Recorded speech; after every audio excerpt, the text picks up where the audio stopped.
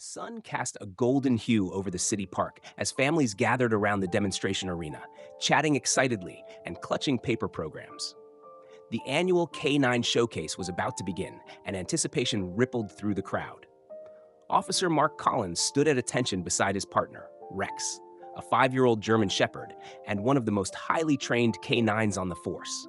Every movement Rex made was sharp, precise, flawless. The pair had performed hundreds of times, always earning applause, always reinforcing public trust. But today would be different. As the routine began, Officer Collins issued a crisp whistle, and Rex lunged into motion, weaving through a row of cones. But just as the next command rang out, Rex stopped. Mid-stride, rigid, unmoving. The audience fell silent. At first, it seemed like a misstep, perhaps a distraction. But when the officer whistled again, louder this time, and Rex didn't budge, the air thickened with confusion. His ears were pinned forward, eyes locked on something outside the demonstration ring. A ripple of murmurs rose from the crowd as the dog, trained to never disobey, broke from his post and began moving deliberately toward the edge of the performance space. Officer Collins's voice cut through the quiet. "Rex, stay!" But Rex kept going, his movements smooth, controlled, yet unrelenting. At the edge of the crowd sat a young boy in a wheelchair, his face pale, his legs motionless. He couldn't have been more than 6 years old, eyes wide in disbelief as the massive police dog approached. The boy's mother stood frozen, one hand gripping the chair, the other pressed against her mouth. The silence was now electric. No one knew what would happen next. Rex stopped just inches from the wheelchair. He didn't bark, didn't growl. Instead, he gently lifted one paw and placed it on the armrest, locking eyes with the boy as if recognizing something no one else could see. It was a gesture so intentional, so human, it drew gasps from the crowd. Cameras clicked. Parents pulled their children close. Officer Collins, stunned, took a step forward, but didn't speak. In that moment, years of training were cast aside. Something deeper, older than obedience, had taken over. And every soul in that park, young or old, knew they were witnessing a moment that transcended duty. It was instinct, it was compassion, and it was unforgettable. 6-year-old Eli Monroe hadn't always needed a wheelchair. Just a year ago, he was a blur of energy, running barefoot through the backyard, jumping from the porch steps, laughing with the kind of wild freedom only children seem to possess. But that was before the diagnosis. A rare degenerative condition had quietly stolen the strength from his legs, then his balance, and finally, his ability to walk. Now, his world existed within the boundaries of that steel-framed chair. Now, and every breath his mother took was filled with worry that time was slipping away faster than either of them could grasp. Yet through it all, Eli never stopped dreaming. The one that burned brightest was born not from fairy tales, but from a worn photograph that sat by his bedside. It showed his father, Officer Daniel Monroe, kneeling beside a loyal K9 partner named Shadow. Eli never knew his father in life. Officer Monroe was killed in the line of duty when Eli was just 3 years old. But his mother, Ruth, had kept his memory alive with stories. Stories about how brave his father was, how much he believed in justice, and how deeply he loved working with the dogs. To Eli, that bond between man and animal became something sacred. From the moment he learned about the K9 unit, Eli became obsessed. Posters of police dogs covered his hospital room walls. His bedtime stories were no longer about dragons or superheroes. They were about handlers and their 4-legged partners saving lives. His greatest wish, written carefully in crooked first-grade handwriting, was taped to his closet door. Meet a real K9 like Dad did. The doctors didn't say it outright, but Ruth knew what the latest test results meant. The progression was speeding up. The experimental treatments were helping less and less. She found herself staring at that piece of paper on the closet more often lately, trying to figure out how to make her son's last wish come true before the window closed for good. So when the NYPD flyer appeared at the pediatric clinic, a community event, live K9 demonstrations in Central Park, Ruth didn't hesitate. She marked the date on the calendar, red circle and all. And though she couldn't afford the trip, though every part of her body ached with fear and exhaustion, she made a silent promise. "You'll meet a K9 Eli, I swear it, even if it's the last thing I do." Ruth Monroe gripped the steering wheel of her aging Honda as it rattled its way through Manhattan's morning traffic. The wheelchair-accessible van she'd planned to rent was too expensive, so she made do with what she had, her late mother's worn sedan, modified with makeshift cushions and straps to keep Eli's chair from shifting in the back seat. Her son sat quietly, his face pale but bright-eyed with anticipation, clutching a folded brochure from the NYPD's K9 Community Day. He had circled the date in red on the calendar 6 weeks ago, calling it Police Dog Day in large, uneven letters. To anyone passing by, she looked like any other mother taking her child to a city event. But inside, Ruth was holding herself together by threads. She hadn't told Eli how much this trip had cost. Not in dollars, but in sacrifice. The hotel reservation had drained the last of her emergency fund. The specialized medications Eli needed would have to wait another week. She had even sold her mother's silver tea set, a family heirloom, just to make this day possible. But none of that mattered now, because this wasn't just another outing. This might be the last time Eli would feel like a child, not a patient. Every bump in the road made her flinch, not from discomfort, but fear. Fear that this fragile plan could unravel at any moment. Eli's condition had worsened rapidly in the last 2 months. His doctors had stopped offering long-term timelines and instead urged her to focus on making memories while there's still time. She took that to heart. She glanced at Eli through the rearview mirror. He was stroking the head of Scout, his seizure-alert dog, who wore his vest with quiet dignity. Occasionally, Scout would lick Eli's hand gently, sensing the boy's excitement and perhaps Ruth's tension. She blinked away tears. "I hope he comes to me, Mom," Eli said softly. "Rex, do you think he will?" Ruth swallowed the lump in her throat. "They're working dogs, sweetheart," she said gently. "They have rules, but maybe, if we're lucky, he'll say hello after the show." She couldn't promise more than that. She'd learned the hard way that promises, like time, were fragile things. But as she turned onto the final stretch toward Central Park, she whispered a vow only she could hear. "Please, just let today be good. Just let him have this one thing." The demonstration area at Central Park was already buzzing when Ruth maneuvered Eli's wheelchair through the crowd, Scout padding loyally beside them. An officer, after hearing Eli's last name, had kindly guided them to a roped-off section reserved for police families. "Your husband saved my life once," he'd said softly. "This spot belongs to your boy." Ruth had barely managed a thank you through her tears. Eli's smile, as he settled into position with a clear view of the arena, made every sacrifice worth it.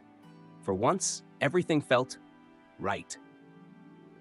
That piece lasted precisely 11 minutes. A man in his early 40s pushed through the crowd with the entitled air of someone who believed he belonged everywhere. His expensive camera swung from his neck like a badge of self-importance.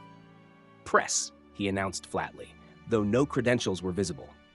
Without so much as a glance, he stopped directly in front of Eli's wheelchair, blocking the child's view entirely. "I'm sorry, sir," Ruth said, polite but firm. "This section is reserved for law enforcement families. There's a designated press area over there." She gestured toward a cluster of photographers. The man, Greg Mason, as they'd later learn, didn't budge. "That's too far back. I've got a deadline," he muttered. Then, as if Eli and Ruth were obstacles, not people, he added, "Just roll the kid back a few feet." Eli flinched. Scout growled quietly, his body tense beside the wheelchair. "Sir, please," Ruth repeated, her voice shaking now. "My son is sick. He's waited so long for this." Greg scoffed. "Everyone's got problems, lady."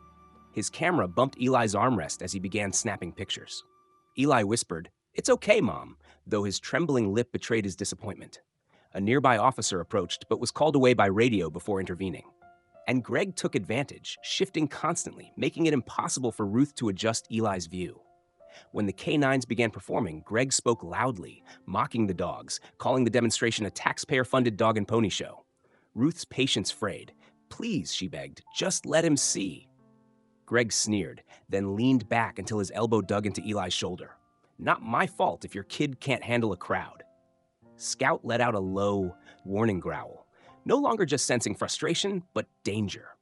And the tension in the air thickened like a storm ready to break. The demonstration had reached its peak, with Officer Mark Collins and his K9 partner, Rex, performing a complex detection routine in front of the crowd. Children leaned forward, parents applauded, and the rhythmic cadence of commands echoed across the park. But on the far edge of the performance space, something entirely different was unfolding. Something no one had planned for. Greg Mason had escalated. After verbally dismissing Ruth and Eli, he shoved his camera bag onto the boy's lap without warning. The weight pressed painfully into Eli's fragile legs, drawing a gasp of pain. Ruth's face turned white with fury. She rushed forward, yanking the bag away, her voice rising. "Get this off my child!" Mason snapped back. "That gear's worth more than that wheelchair," drawing gasps from the surrounding crowd. Rex, across the field, paused mid-task. His ears flicked, his body subtly shifting. Something had changed. Officer Collins issued another command, his tone sharp, but Rex's attention had already turned. Scout, the service dog, barked sharply, his trained seizure alert, just as Eli's body began to tremble. But Rex wasn't just reacting to the noise. His nose flared, his gaze locked onto the child's chair, and his posture shifted from working mode to something else entirely, protection. Without warning, Rex broke rank. He didn't bolt or bark. He moved with purpose, controlled, powerful, and silent, his muscles rippling beneath his sleek coat as he cut through the crowd. Officer Collins shouted, "Rex, halt!" His voice cracked like a whip across the now silent park. But Rex didn't stop. He weaved through stunned bystanders, focused only on Eli, who was slumped forward, eyes glassy, body trembling in Scout's frantic shadow.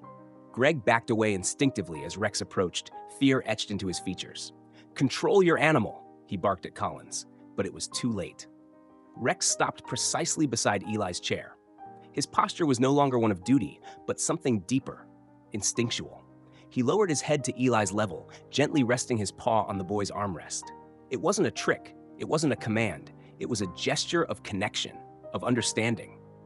Officer Collins arrived seconds later, breathless. But when he saw the scene before him, a police dog standing guard over a seizing child, he didn't speak. Because deep down, he knew. Rex hadn't disobeyed. He had chosen. Officer Collins had spent 17 years on the force.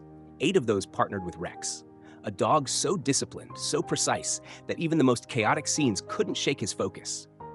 But now, standing just feet from a child mid-seizure, Collins watched his partner abandon every training protocol they'd ever followed. And he didn't call him back. Rex remained perfectly still beside Eli's wheelchair, one paw resting gently on the armrest. His body pressed close, providing physical balance to the trembling boy. Scout, the service dog, hovered protectively, barking in rhythmic bursts, the alert sequence he had been trained to use. But it was Rex's untrained response, his unshakable presence, that captured the attention of everyone nearby. When the seizure passed, Eli slowly opened his eyes, dazed and pale. His fingers twitched toward the dog still by his side. "You came back," he whispered, the words barely audible. Rex responded with a soft whine, lowering his head until it rested against the boy's lap. That was the moment everything shifted. Officer Collins knelt beside them, unsure whether to scold or salute his partner. His instincts screamed about protocol violations, but his heart knew better. Something deeper had drawn Rex to that boy, something unexplainable. Then Ruth's trembling voice broke through the silence. He knew. He knew it was coming before we did. Collins blinked. "What do you mean?" Scout only alerts when the seizure is about to hit, but Rex, he came before anything started. He was already moving. Collins' gaze returned to Rex, who now sat calmly, flanked by Scout on the other side of Eli's chair. The positioning wasn't coincidental. It was deliberate, protective, strategic. Crowds murmured, phones recorded. But within that circle of 3, dog, child, and handler, a revelation was forming. Rex hadn't broken training in defiance. He had acted with purpose. Somehow he had sensed the storm brewing inside Eli before any outward sign appeared. A warning unspoken, yet crystal clear. As the paramedics arrived, Officer Collins knew one thing with certainty. This wasn't just a touching moment between a boy and a dog. It was something more. It was a discovery, one that could change everything. The tension inside the command trailer was already heavy when Greg Mason burst through the door, his face flushed, camera bag slung defiantly over his shoulder. "I want to file a complaint," he snapped, pointing directly at Officer Collins. "Your dog interfered with my work. That animal targeted me. I was doing my job, documenting the chaos." Captain Harris barely looked up from the desk. "You're welcome to file an official report at the precinct," he said calmly. This area is restricted to NYPD personnel. But Greg didn't budge. This is discrimination. Just because that kid's in a wheelchair, you're treating me like the bad guy. Ruth, who had just entered with Scout and Eli resting in his chair outside, overheard the exchange. Her voice trembled, not from fear, but quiet fury. That kid is my son, and he's not asking for special treatment. He just wanted one good day. Greg opened his mouth to retort, but stopped short. His gaze shifted to Scout's vest, purple with silver embroidery, the unmistakable colors of the Pediatric Assistance Foundation. His expression cracked. The bravado faded. "I know that vest," he said quietly. His voice now carried something unfamiliar, grief. Ruth blinked. "Excuse me? My son had the same one," Greg continued, slower now. "Alex, he was 6, same diagnosis, Crab disease, the same foundation, same vest." The room fell into stunned silence. He looked down at his camera bag, as if it suddenly weighed 1,000 pounds. "We lost him 14 months ago, just gone. One day he was chasing his dog through the living room. The next he couldn't move his fingers. I thought I was handling it, but seeing your boy, the way that dog touched him," his voice broke. For the first time, Greg Mason looked less like a disruptive journalist and more like a broken father. "I wasn't trying to hurt anyone," he said. "But I couldn't watch it. It was like seeing my son again, and He shook his head, unable to finish. Ruth's expression softened. Her anger gave way to understanding. Pain recognizes pain. "Maybe," she said gently, "you weren't the only one who saw your son today. Maybe Rex did too." Greg didn't respond. He just sat down, buried his face in his hands, and let the weight of his loss finally settle.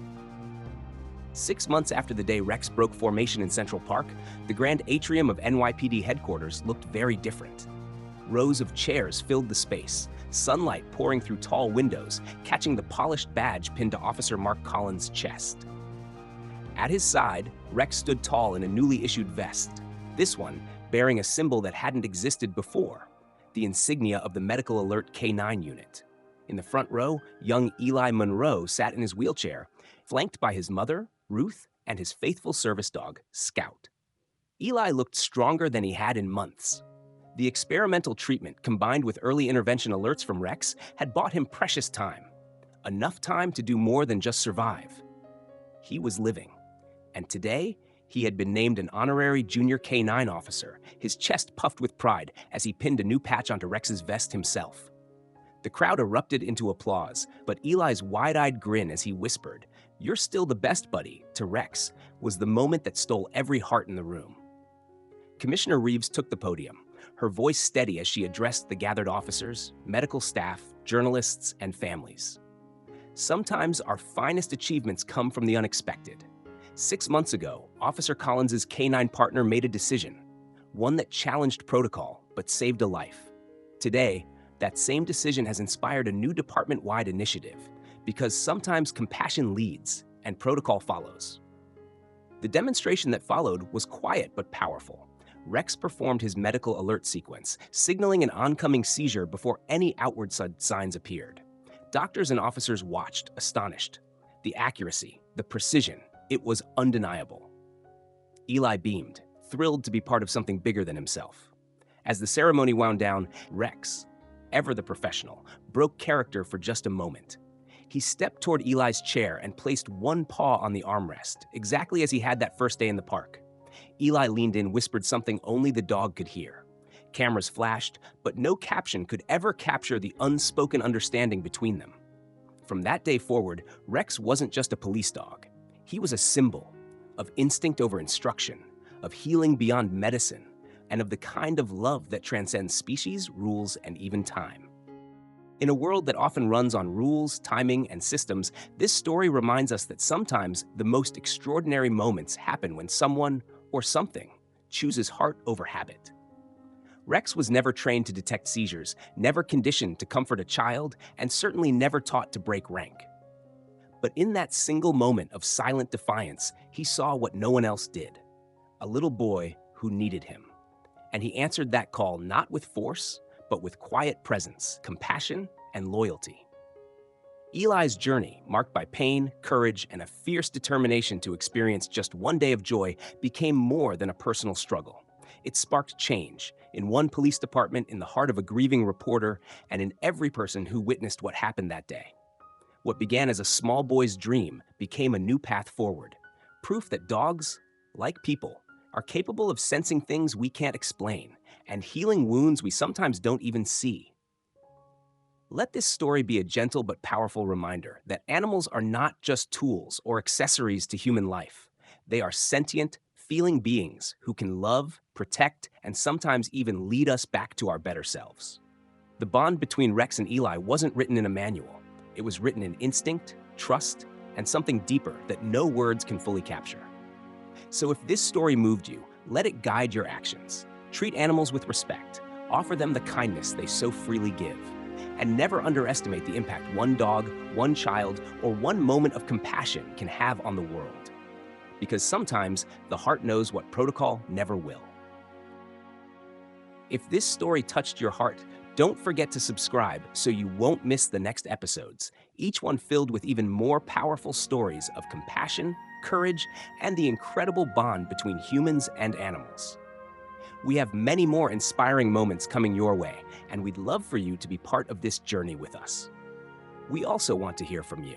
Share your thoughts in the comments below. What moved you the most? Do you have a story of your own about an animal who changed your life? Your voice matters, and your feedback helps us create content that truly connects. Let's build a community where kindness leads and every voice is heard.